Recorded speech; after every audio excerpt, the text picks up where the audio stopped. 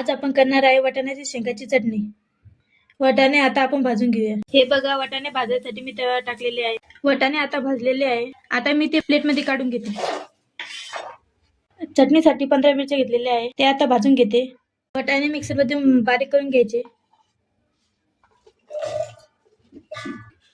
बारीक करण्यासाठी मी थोडं पाणी टाकत आहे त्यात।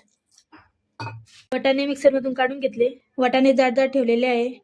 मिरची मिक्सर मधून काढून घ्यायची आणि त्यासोबत लसूण पण काढून घेऊ। वाटाणे बारीक केलेले आहे आणि मिरची आणि लसूण बारीक करून घेतलेला आहे। चला तर आपण सुरू करूया। मी 3 उकळ्या तेल टाकत आहे। तेल चांगलं तपून घ्यायचं। अर्धा चमच मी मोहरी टाकत आहे।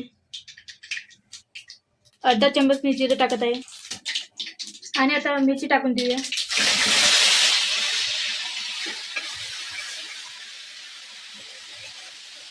मिरची चांगली तळून घ्यायची।